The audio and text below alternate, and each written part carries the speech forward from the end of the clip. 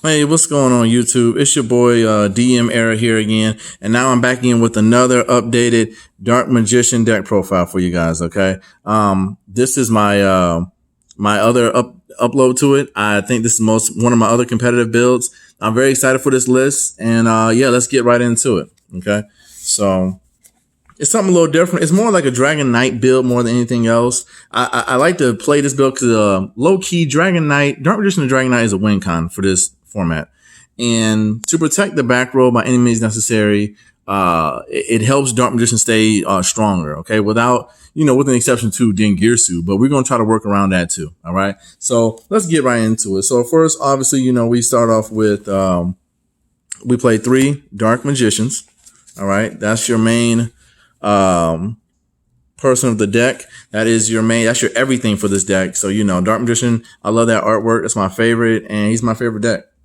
Next, we're gonna go into 3 copies of Apprentice Illusion. We all know what she does. She searches Dark Magician, and she's the honest of the deck. So, and that goes to any Dark Spellcaster monster. Then I'll do something different. I'm playing 2 copies of Keeper of Dragon Magic. This guy right here, he searches polymerization from your deck, and he's a 1-card Dragon Knight. I really like this card. People stopped playing it because he got ashed and impermanence and Veiler to death, but he's still good for that 1-card Dragon Knight combo. Then I play at least 2 copies of Blue Boy. I know a lot of people hate when I play more than 1 copy of Blue Boy, but why would you not play more copies of this? This is your engine. This is your draw engine of the deck. So I feel like this is the better card to play, at least at 2. That way you can see your pieces and go through your deck pretty effectively. Now for the one-ofs, I play 1 Witchcrafter Golem Aruru. I've always liked this card. It's something about this card that I like, for the fact that if your opponent tries to attack one of your monsters, you can just special summon this from the hand and bounce their monster back. It's good, bounce back big boss monsters or bounce back link monsters, especially when they went through all those resources to set it up. You could just special summon it, bounce it back, and then it doesn't go away until your opponent's next standby phase. So that means on your following turn, you have a 2800 beater on your side of the field. Then for the spice, I'm playing 1 copy of Soravis, the Ancient and Ascended. Look at that shiner. I like that. The reason why I'm playing this card is because whenever your opponent activates a card or effect, a card or effect that targets a monster you control, you can discard this card and negate the activation. I like this because if your opponent tries to effect value you or impermanence you, you can just activate this to negate that and then just keep going. So essentially it's like a third or fourth copy of Call by the Grave, but it's a dragon too, so it has double utility. So I can use it to fuse off to make a Dragon Knight, or I could just pitch it as a hand trap and protect my rod and all the other cards. So I like that as well. Also running 1 copy of Magician's Rod. I know. Man, what are you doing? Why are you playing 1 copy of Rod? Got it. So in previous builds and all other builds, people play at least 3 copies of Rod, and sometimes it can be bricky. You can open up with 2 or 3 of them at the same time. You can't special summon them. You have to normal summon them. So all the other ones are just bricks. Okay. And so I'm trying something different. I'm doing 1 Rod. It's actually doing pretty well actually in this build. And yeah, so that's what we have. So yeah, just 1 Rod. He searches your Dark Magician spell traps, and on your opponent's turn, when you activate a trap card, you can distribute Spellcaster and recycle it back, so it has great graveyard utility effect and recyclability. Then the next one of my favorite, Gravekeeper Shaman. Yes, I love this card in this deck. It locks out graveyard effects.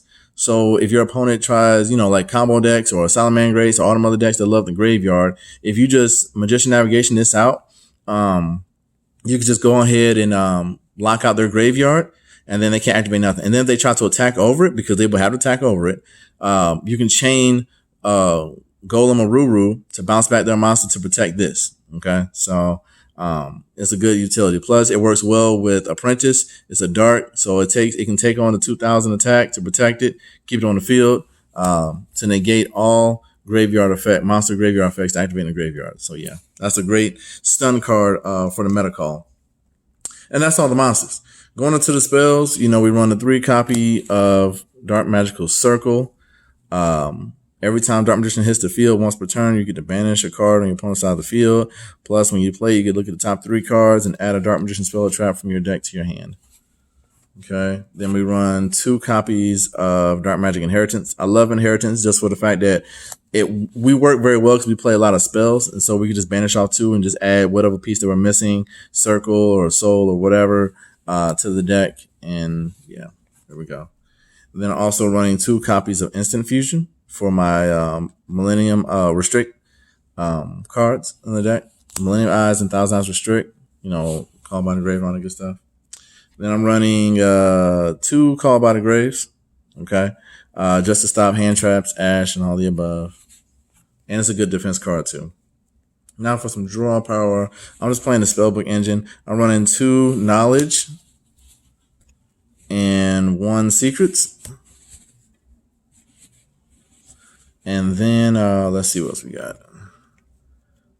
Into the Fields zones, I play 1 Secret Village of the Spellcasters. That's good for the Sky Striker matchup. And then I play 1 copy of Defense Zone. For those that are new to my channel, I love Defense Zone. Defense Zone is another Dark Magician the Dragon Knight in a field spell, pretty much. So all it is that for all your main monster zones, if you have a monster on top of your spell and trap card, your opponent can't target it or destroy it with card effects as long as this card's on the field.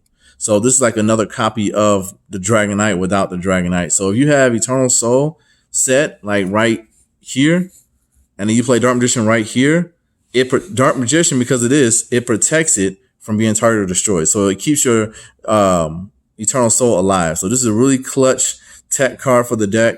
Works very well, but it also works on your opponent's side of the field too. So be careful of that, okay? So yeah. Also, too, we play the 1 Fusion Gate. Yes, I know, Fusion Gate. Yeah, yada, yada, yada. It's not 2002 Yu-Gi-Oh! Got it. I teched in Fusion Gate because I love I'm going for a Dragon Knight build, a Fusion build. So, realistically, I can sacrifice banishing 1 Dark Magician when my Dragon Knight is a Dark Magician, okay? And I still essentially will have 3 Dark Magicians, just to get this on the field. So, yeah, Fusion Gate is where it's at. But your opponent can use it too. So make sure when you use it, you activate another field spell to get this off the field so that your opponent doesn't use it as well. Let's see. Another one of Terraforming. 1 Terraforming. 1 Super Poly. Okay. For Super Poly targets. 1 Illusion Magic. And then 1 Dark Ruler No More. Yes. So just in case if we go second and our opponent sets up this unstoppable board, 15 freaking negates, and be like, okay, pass. Psych. I'm not playing that kind of game with him. We got Dark Ruler No More. We'll play that and yeah, try to beat off our opponent. Then I run the 1 Polymerization. I love the OG artwork. And then, of course, I got the 1 Upstart, just to make your deck 39 cards. And that's it for the spells. Now I'm going into the traps. All I run is 3 Eternal Souls. That just revives your Dark Magician all the time. 1 Magician Navigation. And I know people are like, why don't you run 3? Again, 3 is bricky. I like versatility. Okay, I really do. It's a good card. It is. But like I said, when you open up with 2 or 3, you're going to be like, man, this card sucks or this deck sucks. Don't put 3 in your deck. Test it out with 1 or 2, okay?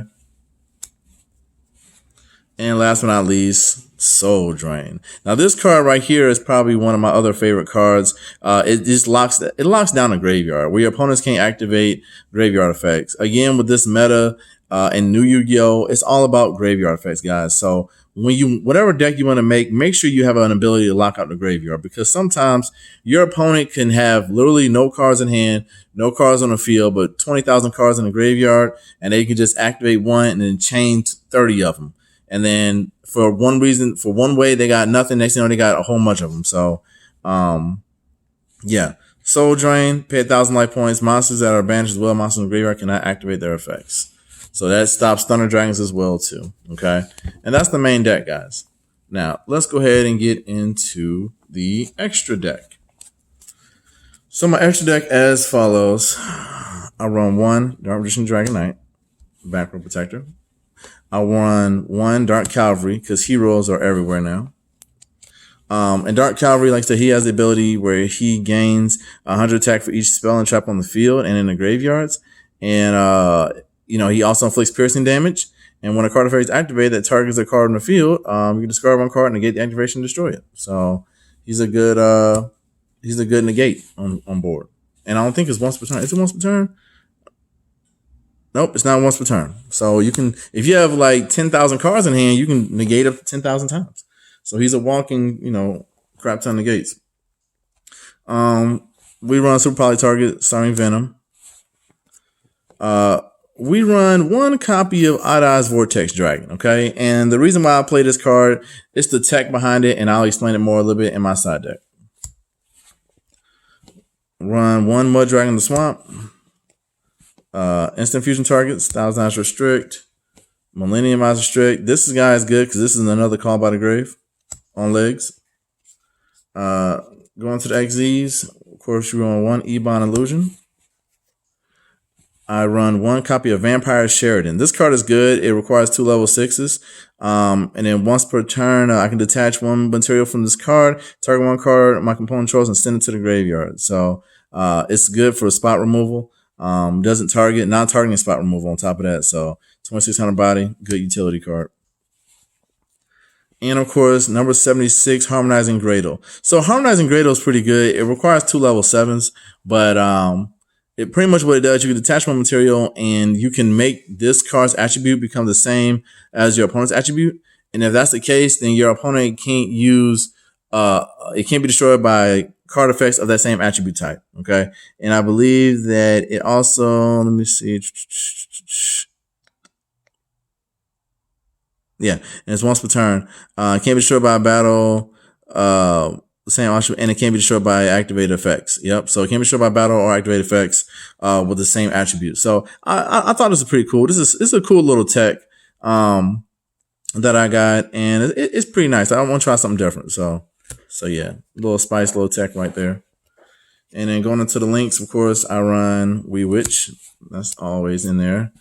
Beat Cop, generic. That's just to protect. You can tribute her, put a token on Eternal Soul, protect it from destruction. Barricade Borg, and this also searches out field spells, and you can add a continuous spell from your graveyard. So if Circle gets popped, you can activate this, get Circle from graveyard, or get a field spell. So you can get Secret Village or Defense Zone. If you don't have Circle, you can get Defense Zone out of the graveyard and put it back on here and add it to your hand. Nightmare Package, Phoenix, and Unicorn. So that's my extra deck, guys. Again, please let me know what you guys think about that. Any advice I will lovely take. Going into the side deck. Here we go, side deck. I run 3 copies of Pankratops. Run 2 Lancia for Thunder Dragons and Orcus. Lancia. Other hand trap. Instead of Ash, I run the 2 side frame gear and the 1 driver. I try to avoid Call by the Grave by any means necessary, so I think this is better. And then I run 2 Sphere Mode. Yes, I know. Why not Nibiru, right? Got it. So because Nibiru's out and everybody's hyping to stop Nibiru, I decided to go against the grain. And so I go back to playing raw Sphere Mode, especially for like the pendulum builds and Orcus and all that good stuff. Because the fact of it, even though I don't have to, I can counter summons all day and you can do what you want to do. I just like to drop this better because then on my turn, it comes back and it protects my field for the most part, unless they send it away. But you can't target it, you can't destroy it. You literally have to send it away and it just sits there. And so if I draw bricks, this kind of protects me. So I don't take no damage either. So I just run 2. And then, like I said, when I was explaining the whole Odd Eyes Vortex, I run 2 copies of Odd Eyes Fusion. So what this pretty much does, it works. It's better going second. It's still a fusion card, but it's better going second. So pretty much what you're going to do with this, if your opponent controls 2 or more monsters, you can still fusion summon using an Odd Eyes monster in your extra deck and in your hand. So if I have Dark Magician in my hand, I can use up to 2 monsters. I can use up to 2 Odd Eyes monsters in my extra deck as fusion materials. Okay, so that means on my opponent's turn, if he went first and I open up with this and a Dark Magician, that's an instant Dragon Knight right there, guys. So, yeah, 2 copies of that. I think that's pretty spicy. Going second because I just go into Dragon Knight right there, and I got my Eternal Soul set. Also, I play 1 copy of XZ's Encore. This is really good for Orcas because if your opponent has a Dingirsu already on field, you can play XZ's Encore. It's a spell speed 4. Your opponent can't chain to this, and what it does, it just pretty much it's like a defusion. Okay, it just separates the whole XZ monster and it lowers their level by 1. But since it's a Link monster, it also sends Galatea to the grave as well, and it sends Dingirsu back to the extra deck. So you can't make it. So also this is good because it locks out their crescendo. So the crescendo's gone, their back row protection is gone. So it locks all that out and it pretty much gets you able to play. Extra copy of Dark Ruler No More. Do 1 copy of Dark Magic Attack. And the extra Super Poly. So just got that right there. So again, guys, that's my deck, my Dark Magician deck right now for September going into October 2019. Yes, I am excited about the new cards that's coming out. The new Dark Magician support cards is coming out in January. I am excited about it, and I will be getting that. And when I get those cards, I will make another deck profile. But for the meantime, guys, this is my Dark Magician deck profile. I hope you guys thoroughly enjoyed it. And again, please like, comment, subscribe. And if there's anything that you guys would like for me to add or anything else that you would like for me to see or anything like that, any comments, concerns, I'm really open to it. But yeah, this is my profile. I hope you guys like it. And again, please give me a thumbs up. Like, comment, subscribe, and any comments, concerns, write them down in the comment section. Thanks again, guys. Have a good one. Bye.